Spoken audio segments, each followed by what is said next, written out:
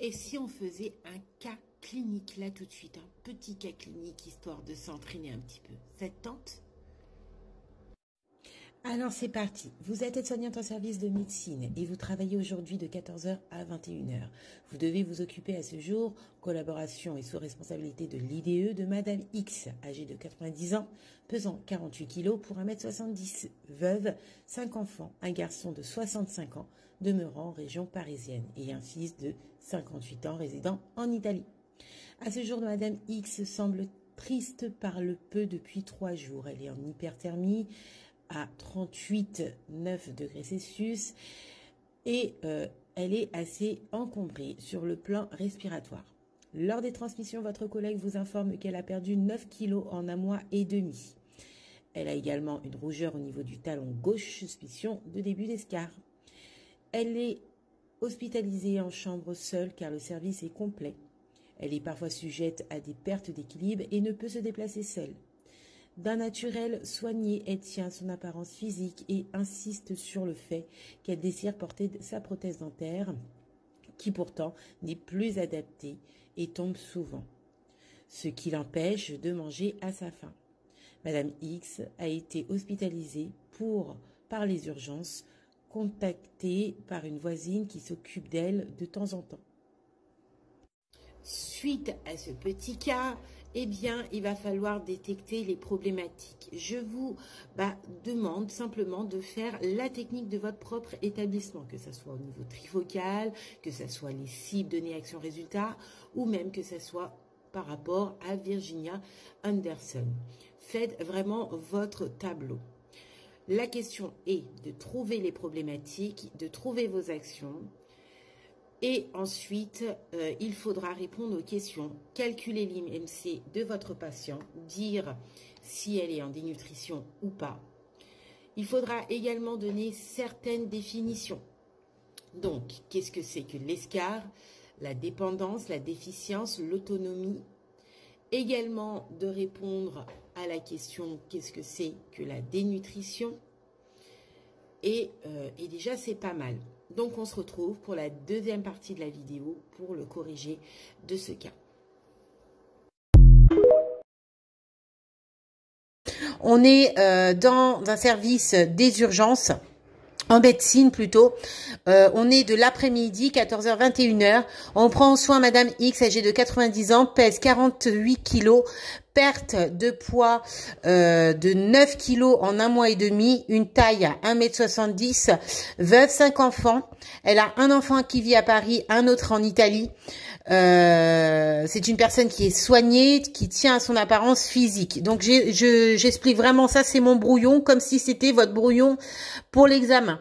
À ce jour, elle est triste, elle parle peu, elle est en hyperthermie depuis 3 jours, 38,9 degrés Celsius, encombrée, rougeur, on dit que c'est une suspicion de début d'escar, sujette perte d'équilibre, ne se déplace pas seule, porte une prothèse dentaire non adaptée, tombe souvent et mange pas à sa faim.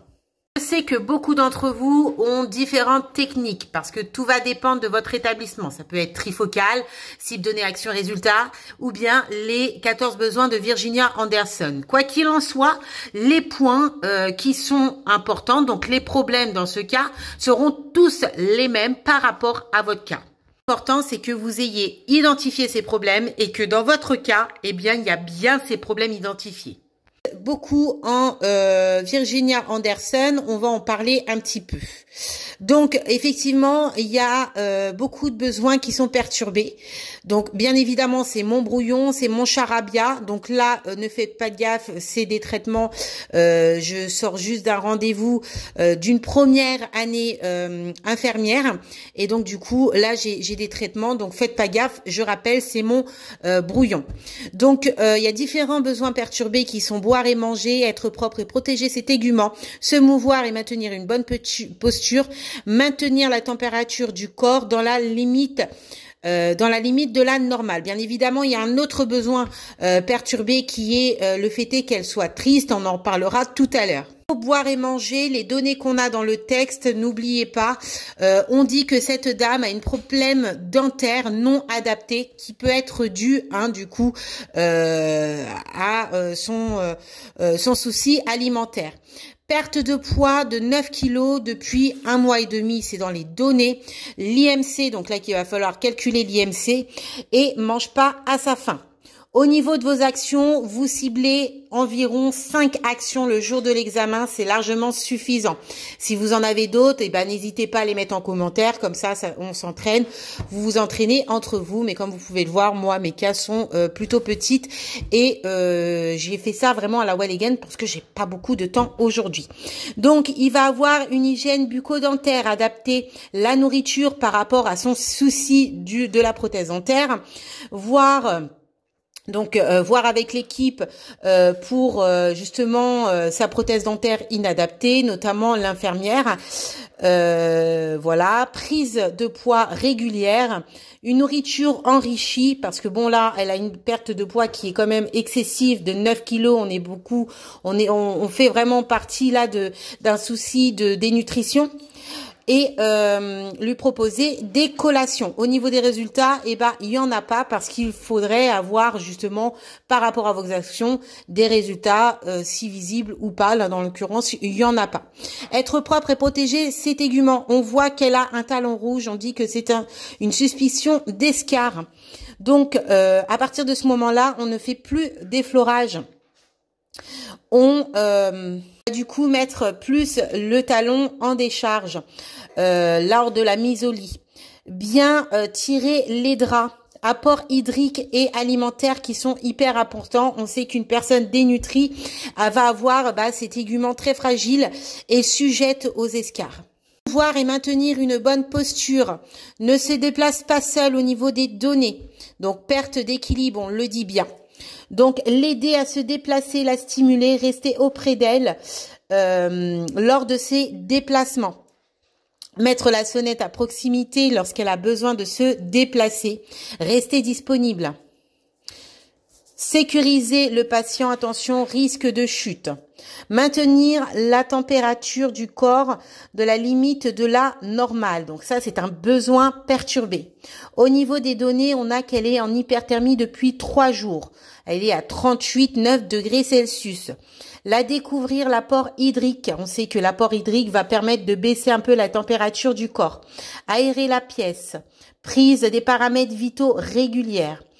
Là, je sais plus trop ce que j'écris. Et franchement, j'ai une écriture, mais laissez tomber. Alors, mettre la sonnette à disposition, lui mettre une carafe d'eau, voilà, eau à proximité, et bien évidemment prévenir l'IDE, faire des transmissions. Également que cette personne a du mal à, non, on dit pas qu'elle a du mal à respirer, qu'elle est encombrée. Donc là, ça va être dans le besoin qui est respiré.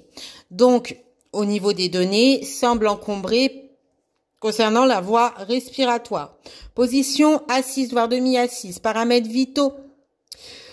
Si expectoration, haricots, mouchoirs, sac, surveillance, plus, transmission, prévenir l'IDE.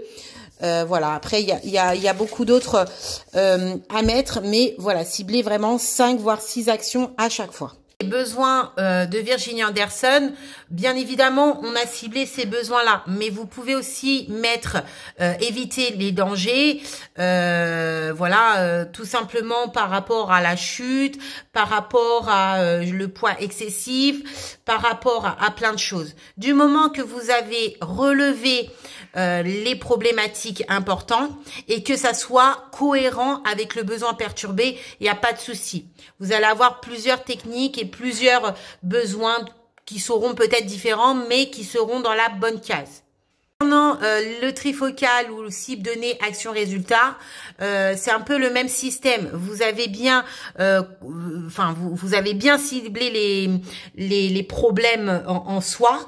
Là, c'est l'hyperthermie. La cible, elle a 38,9 degrés Celsius. depuis 3 jours, ça c'est une donnée. Les actions seront exactement les mêmes que ce qu'on vient de dire aujourd'hui.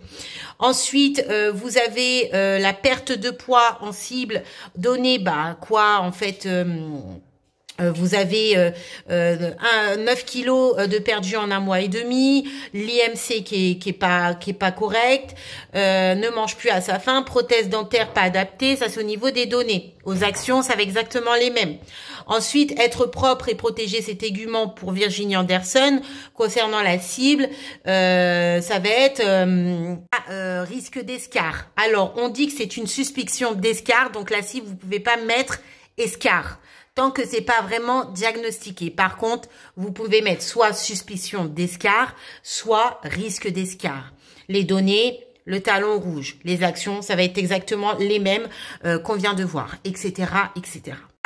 Risque d'escar. Alors, on dit que c'est une suspicion d'escar, donc la cible, vous pouvez pas mettre escar tant que c'est pas vraiment diagnostiqué. Par contre, vous pouvez mettre soit suspicion d'escar, soit risque d'escar. Les données, le talon rouge, les actions, ça va être exactement les mêmes qu'on vient de voir, etc., etc.